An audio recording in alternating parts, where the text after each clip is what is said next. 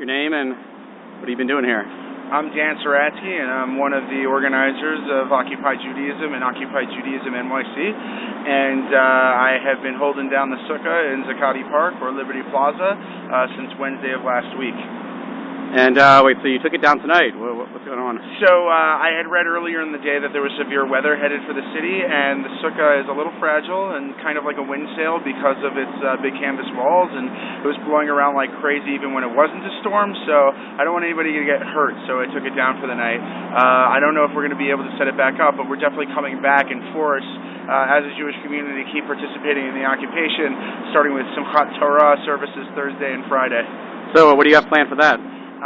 So the plan is that we're going to do, like we did on Yom Kippur, a traditional egalitarian prayer service, and then we're going to follow that with hakafot, which is dancing with the Torah in a circle around the park. And so we're just going to loop around the park, singing and carrying and dancing our Torah.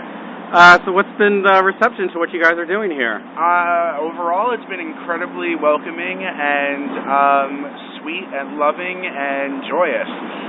People have been coming up to us all week, thanking us for being present, for adding the moral and ethical voice of our tradition to support these demonstrations. They've been grateful for us to be present as occupiers, sleeping with them in the park in solidarity, and they've been really interested in learning about what Judaism has to say about the issues that people are talking about in the park. So these stories about anti-Semitism at these protests are nothing to them, or? Well, look, anti-Semitism is everywhere in the world, right? Like, anti-Semitism exists. It's a real thing, and it's present everywhere. But it's no more present in Zuccotti Park than it is anywhere else. Yes, there are a couple dicks with signs that say things that are really egregiously inappropriate, and at the same time, they are the absolute fringe minority and don't represent the vast majority of people who are in the park. There are people chasing around those people trying to get rid of them, but they have a First Amendment right like everybody else to be there, and so the cops are protecting them and allowing them to stay. So I can't really do anything about that except to provide a firewall against it by bringing a strong Jewish community to drown them out. And so far we're succeeding because there's 1,000 of us who showed up for Yom Kippur and there's only 2 or 3 of them. So I think that ratio seems to tell a much different story from what the Emergency Committee for Israel would have you believe. All right, well then lastly, to sort of sum up, what's your...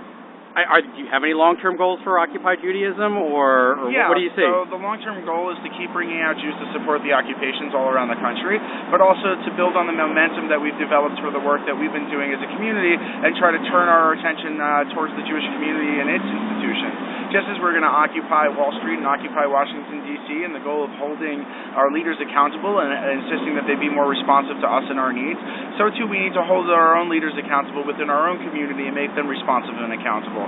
So we're going to occupy Judaism, and we're going to occupy Jewish institutions, and we're going to keep pushing them until they embrace their community as opposed to fulfilling the will of just their wealthiest funders. All right, sounds good. Thanks a lot, Dan. Thank you.